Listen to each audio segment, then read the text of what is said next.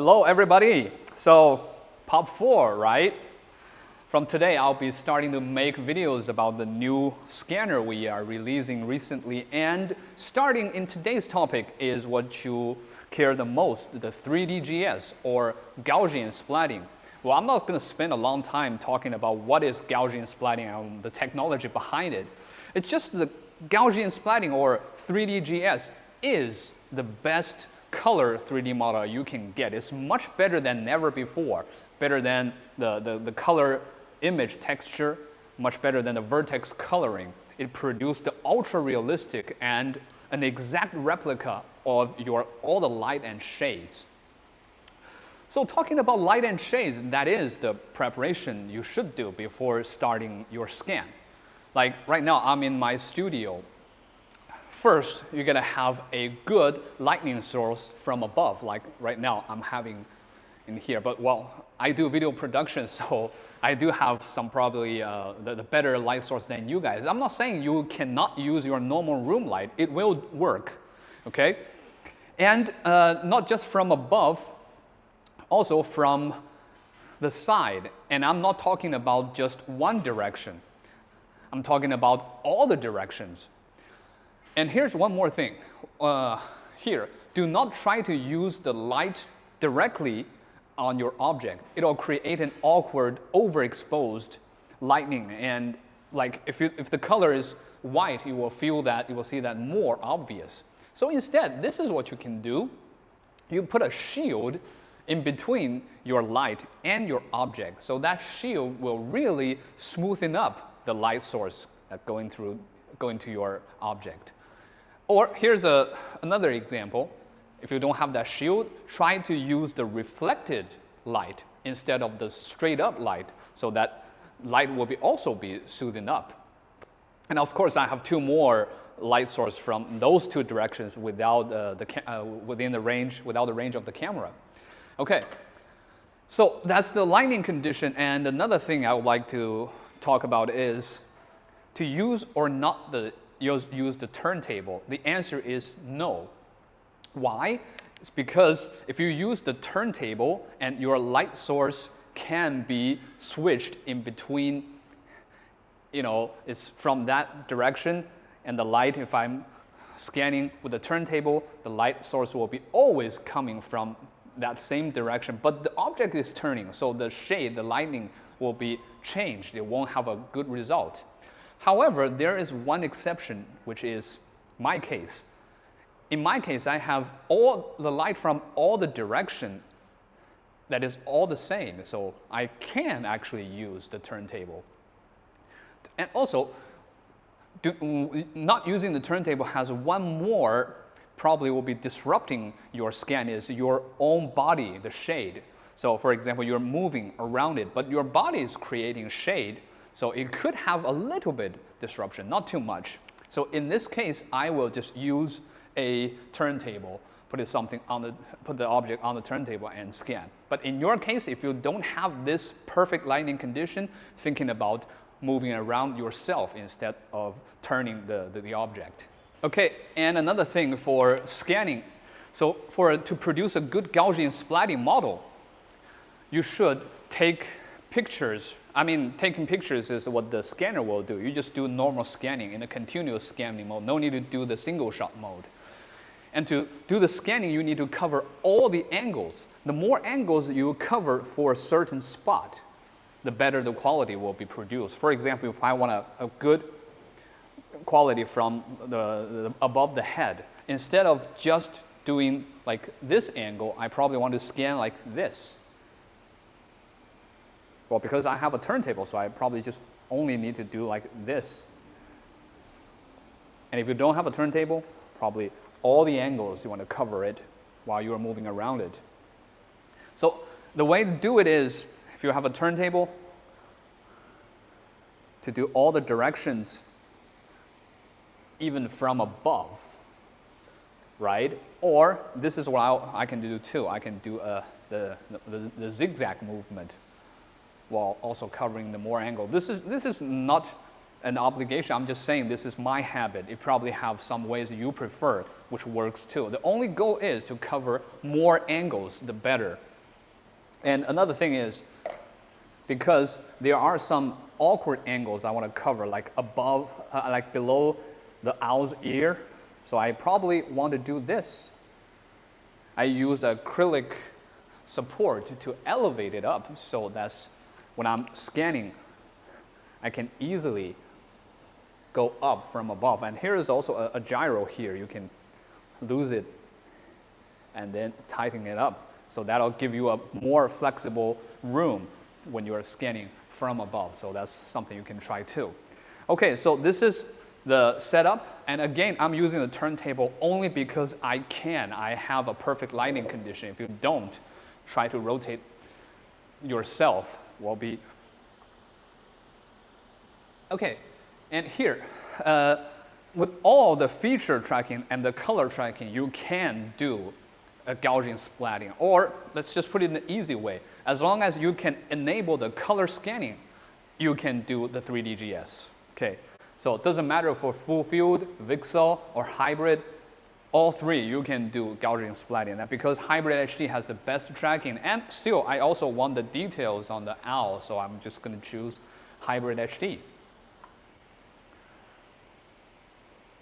All right, and here remember to enable color scanning. To do Gaussian splatting, you need color, right? Okay. Now, probably want to turn up the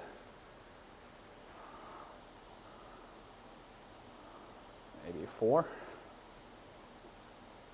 Yeah, 3 or 4, that's enough. So the depth exposure doesn't affect the Gaussian splatting. It actually affects here, the RGB camera.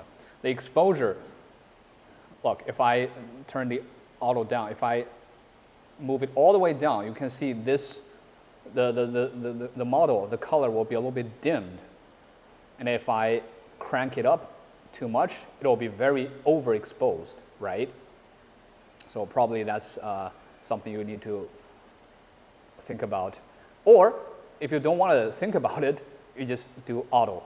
So the software will decide the perfect exposure. And AWB, by the way, is the auto, is the white balance. Look, if I crank it down, it's like a very cold bluish color. And if I get it up, it's becoming very warm yellow reddish color.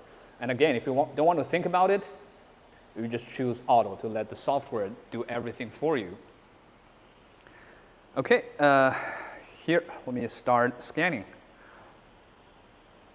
So like I mentioned, the scanning is just like the normal scanning. The goal is to cover it all and from all the angles.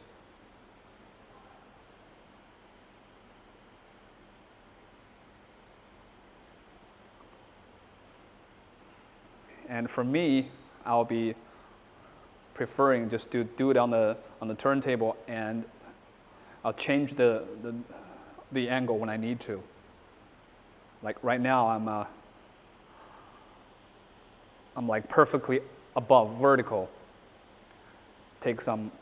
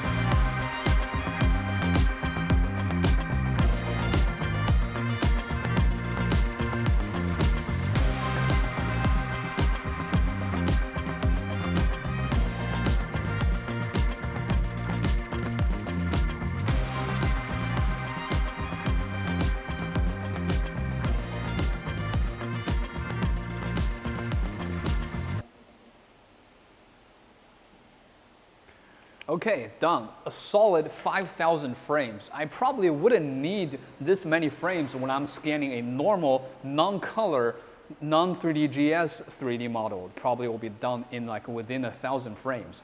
I'm doing that because, again, I need the photos from all the angles of each point, and that's why I'm doing that. Okay, here. And if you want a good non-color 3D model, you can choose to fuse it in a minimum point distance. But because in this video, I'm not going to showing you the non-color 3D model, so I'm just going to do a 0.5 millimeter.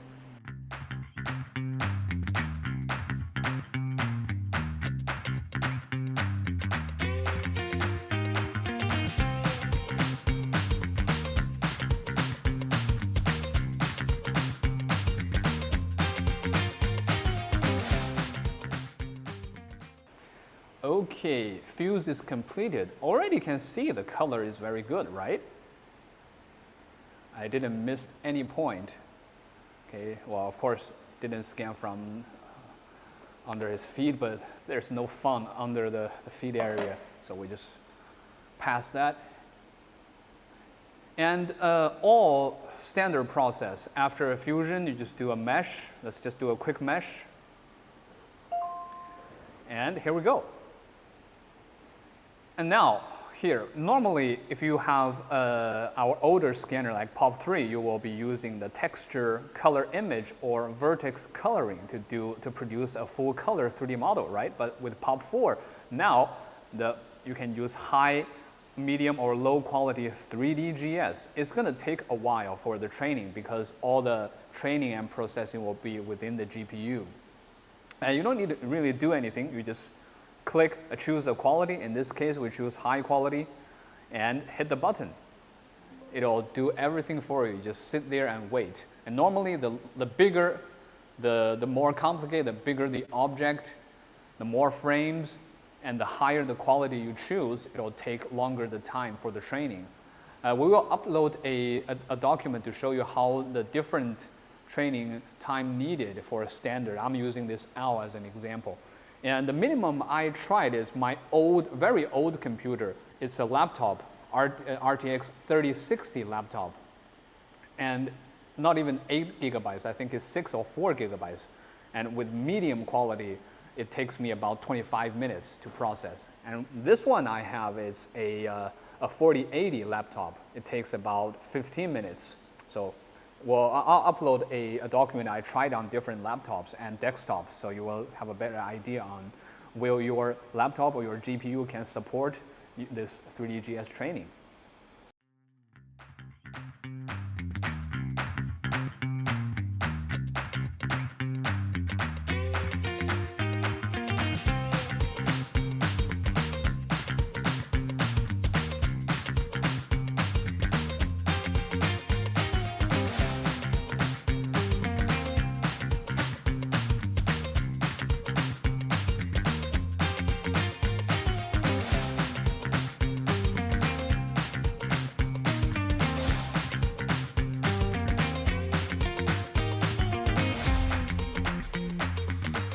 Right, beautiful. Look at that.